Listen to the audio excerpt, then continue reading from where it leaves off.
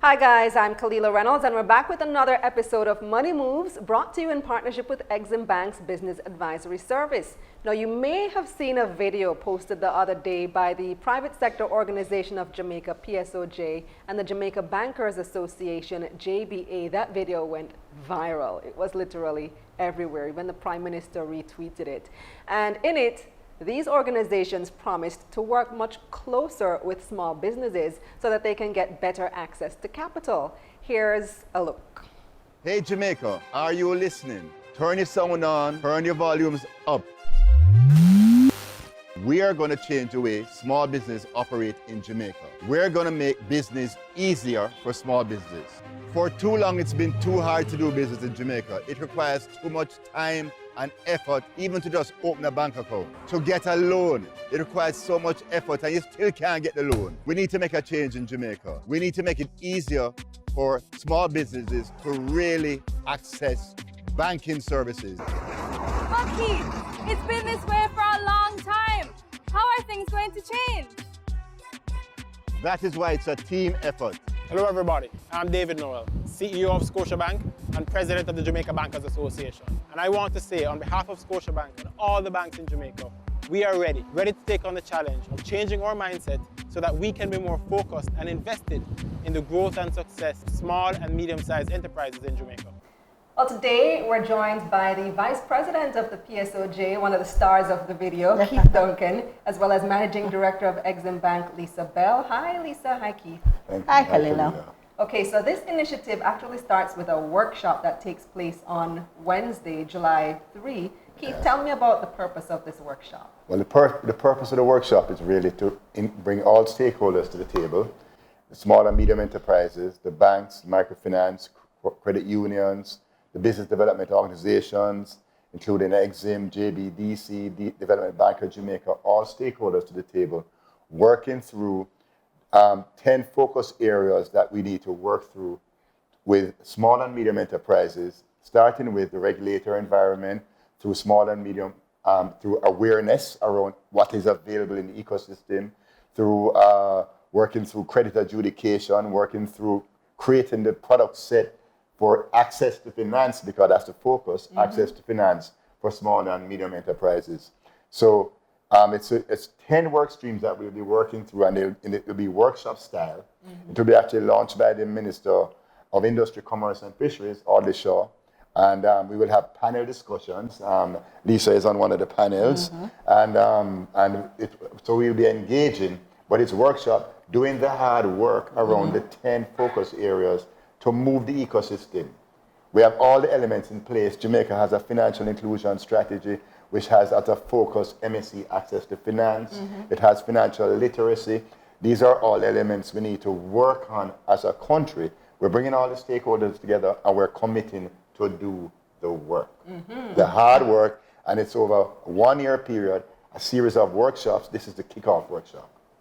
So Lisa, you're on one of the panels, the Access to Finance or Access to Capital panel. Tell me about what the objectives are of your panel. Well, before we even talk about that, I really want to commend the PSOJ on this initiative because I think the timing is absolutely perfect.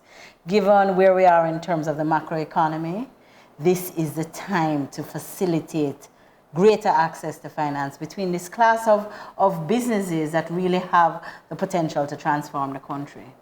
And putting together the private sector, the public sector, regulatory, the whole ecosystem is really what is going to effect transformation. Plus we'll have 80 SMEs, we'll have 10 working groups, working with each table, working with 10 SMEs at each table, working with the banks, the credit unions, the business development organizations, with designed workbooks, gaps, what are the deliverables, what can we change in 3 months, 6 months, greater than a year? I love this. You know what I mean? So that's exactly how we're going to do it. So we're not just going there to be a talk shop and everybody, just going to use that word. make a big speech. I was going to say it's hard work, and we have pre-selected the SMEs and those who have in business who have had challenges with access to finance, and they're going to be working through the various solutions in the work stream giving us feedback with us, and they will be the focus groups going forward. As the solutions are developed, we run it by them, we test it with them. Does that work for you? For example, There is factoring, and the DBJ is rolling out a reverse factoring platform. That's one of the products that small and medium enterprises use. What's factoring?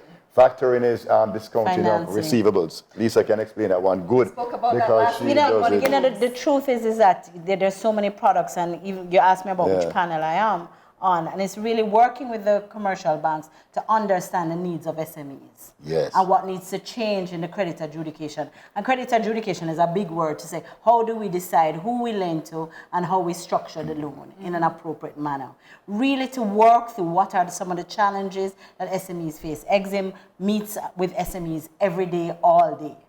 And we understand very realistically some of the things that they face in terms of cash flow, problems with cash flow, receivables financing, inventory financing.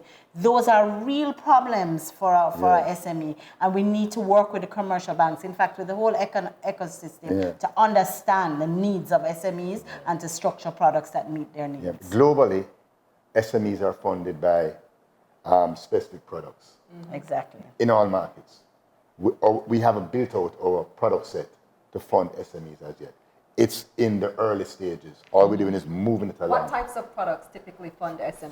Factoring, Receivables financing. Yes. You have cash flow. Leases. Right. Certain kinds of working capital financing. And it's all in the flexibility, you know. Yes. Remember, we have SMEs traditionally have problems with collateral. Exactly. So you have to determine what are appropriate forms of collateral that the financial institution can take. The SIPA has made a great difference in the ability to finance based on movable collateral, how you structure it. The Securities Intellectual Property. Security in Personal Property. Personal Property Act, yes. Yes, and then you have an electronic collateral registry where you can register collateral. And the infrastructure has been put in place. The BOJ changed the guidelines so we don't have to treat receivables and inventory as unsecured anymore as banks and have to put up plenty capital against it. So therefore, it's coming together.